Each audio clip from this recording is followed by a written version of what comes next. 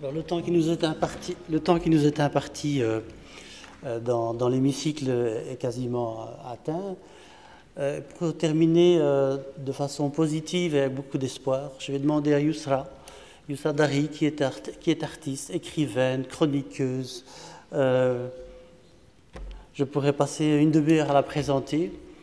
À l'occasion de la marche contre l'homophobie qui a eu lieu il y a quelques semaines à Bruxelles, elle avait écrit un texte, Mémoire d'outre-tombe, lorsqu'on a inauguré la fresque, merci, la fresque de Ihsen. Et elle avait écrit un texte qui m'avait vraiment pris dans les tripes. Et j'invite à Yousra de nous le lire.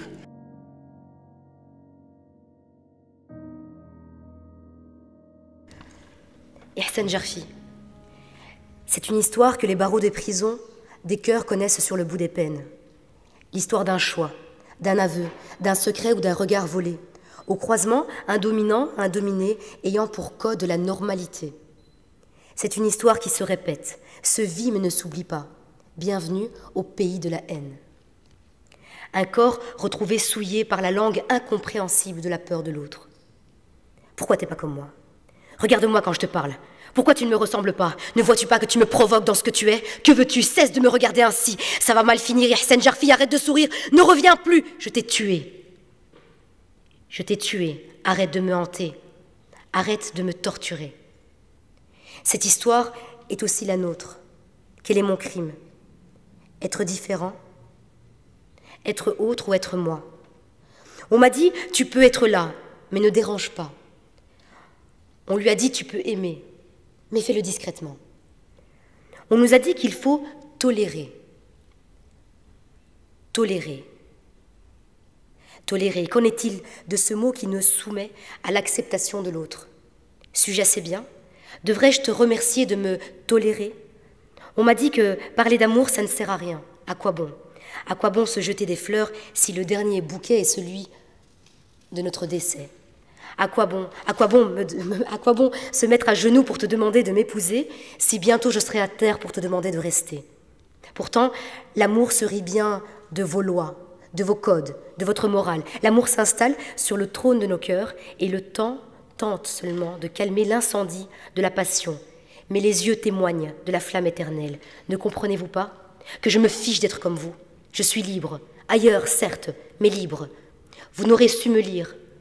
Une vie tout entière, passée à vous dire qui je suis, mais vous avez préféré me définir. Papa, je te vois, apporter ma voix auprès des cœurs endurcis. Je te vois leur dire comme j'étais, comme nous étions. Papa, j'ai eu peur pour nous, j'ai eu honte de moi, mais la mort m'a donné raison. L'amour est plus fort, regarde-toi, papa. Je te vois, d'ici à agiter le drapeau rouge de l'amour, le drapeau blanc de la paix, le drapeau bleu de l'océan, dont les vagues me disent à quel point tu m'aimes. Le drapeau aux couleurs de l'arc-en-ciel qui nous rappelle comme nous sommes éternels. Quand nous naissons, les médecins assurent aux parents que les larmes et les souffrances font partie du colis du bonheur.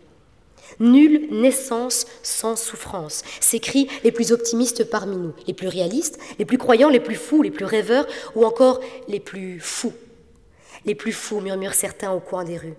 Dans ces mêmes coins de rue, la nuit venue, les vendeurs de bonheur échangent quelques instants d'escapade aux plus pressés parmi nous. Une nuage de fumée pour oublier. Dans ces mêmes instants volés à la course de la vie, il y a ceux qui chuteront du haut de cette tour, la tour des miracles. Vous savez, celle où l'amour suffit. Durant la chute, à chaque étage de cette tour, ils seront nombreux à se promettre d'être le prochain à escalader cette tour pour hisser le drapeau de l'amour. Et cette fois-ci, eux y arriveront. Chaque soleil qui se couche promet un lendemain plus mélodieux. Chaque soleil qui se lève dévoile nos peurs, nos blessures, nos escarres de l'âme qu'on doit porter, mais cacher aussi ces blessures d'une âme traversée par des questions ensanglantées d'espoir, mais qui respire, qui respire, qui respire. Que saurez-vous de mon histoire ? On vous demandera certainement comment était ma prestation, de quoi ai-je parlé. Certains se demanderont si son foulard était ethnique, culturel, musulman, artistique. D'autres, plus curieux, parieront sur mon origine, peut-être rif, sans doute du Nord, ou peut-être une métisse. Très peu sauront ceux qui saisiront le tremblement de ma voix, le bruit assourdissant que font les battements de mon cœur qui voudrait crier au monde comme il est dur d'être soi.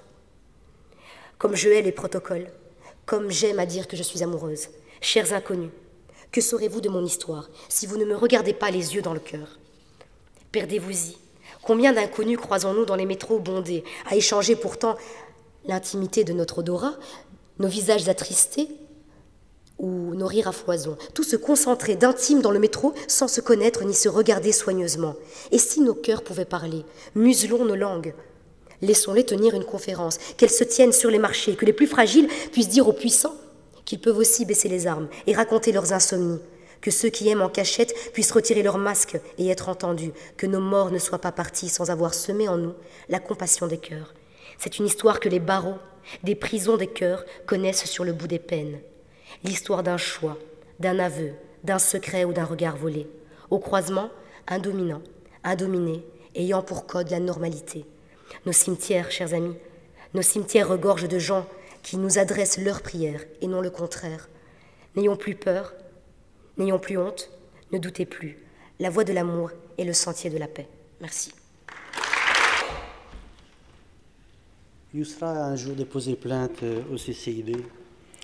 L'Académie de la ville de Bruxelles lui a refusé le cours d'élocution à l'Académie des Beaux-Arts. Tout ça parce qu'elle portait le foulard.